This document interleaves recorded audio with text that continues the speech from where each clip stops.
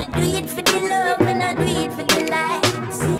guys, it's Tasha Renee here and welcome back to my channel. In today's video, I'm going to be doing the part 2 of the self-healing journal challenge. If you missed part 1, don't worry, I'm actually going to put it in the eye and as well as the description box below. That way, once you finish this video, you can probably just go back and watch that video if you haven't seen it already.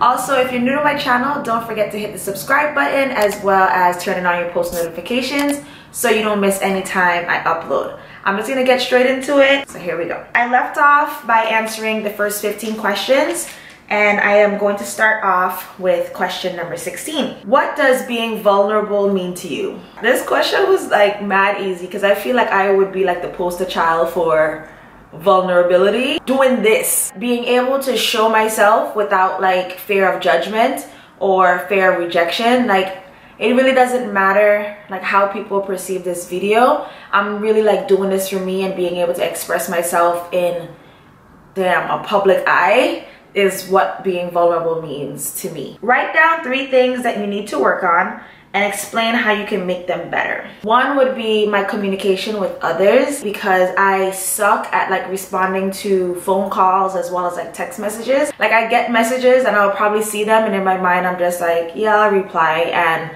months go by and I don't respond. And I feel like I am not holding up my end of the stick because I really don't check in on people.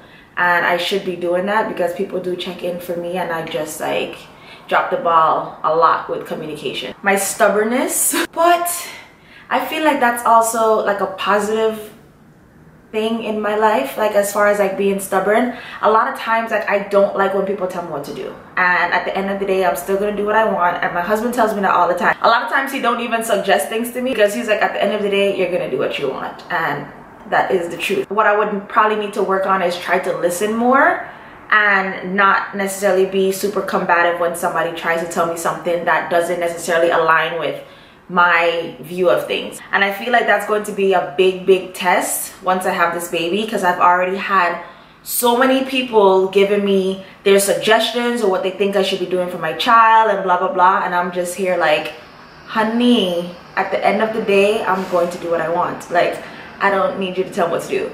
But I need to find a better way to approach a situation instead of just coming off like, don't tell me what to do.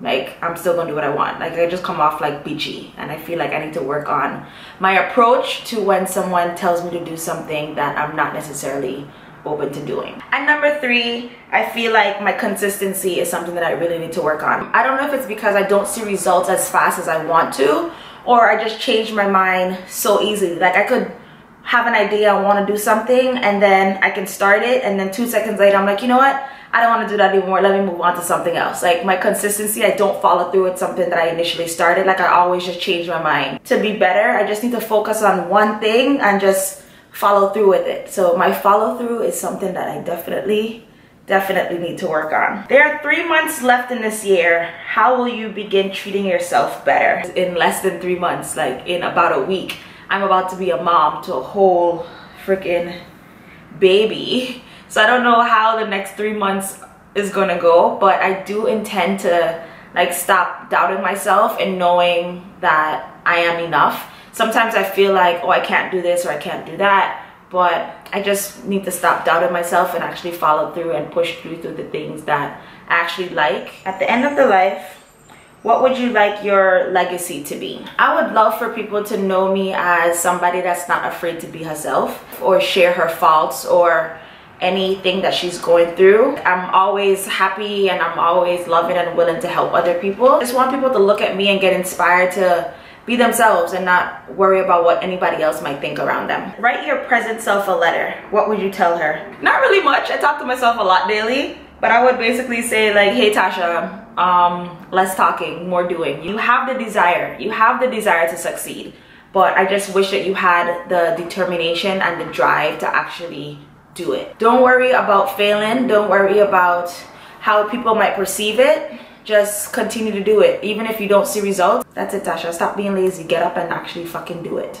Write down 5 things you love about yourself. I love my personality. My personality is dope as fuck. Like, If I wasn't me, I would love to be my friend. My smile, I love my smile so much. That's why I'm never really negative, because I just like smiling. So what's the point in being negative? Because if you're negative, then you just ain't smiling, and smiling makes me happy. I love my positive attitude and the fact that I don't necessarily stress about anything. I love my strength. No matter what that could be going on in my life, like I'm still so optimistic and positive about everything.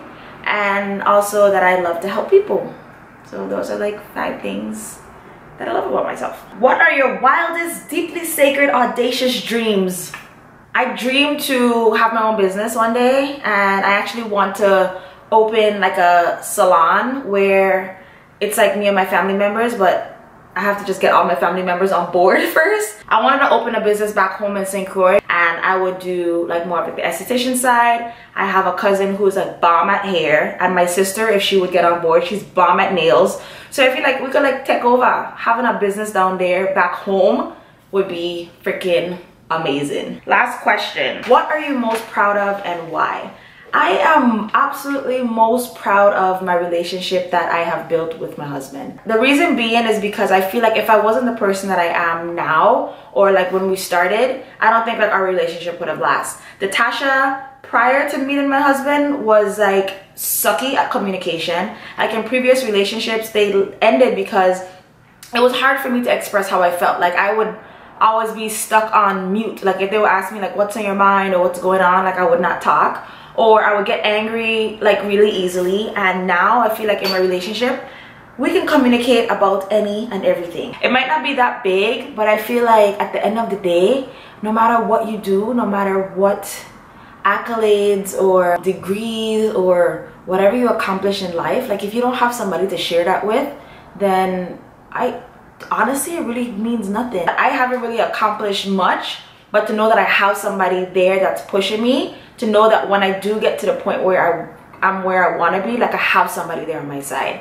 So I am so proud to have achieved a truly genuine and amazing relationship with my husband, especially in this day and age when you see YouTubers or people that you know in general that break up like left and right. And you have to love yourself first. Like if you don't put in the work for yourself, like there's no way that somebody else can love you and reciprocate the way that you feel. You have to feel a certain way about yourself in order to be able to give that love to somebody else. And that's why I feel like I don't harbor like anything negative, because I am so positive having something so amazing. Like nothing else in the world matters. Nothing. Yeah, that's really it. So those are my answers to my self-healing journal challenge. Thank you guys so much for watching, and I will see you in my next video.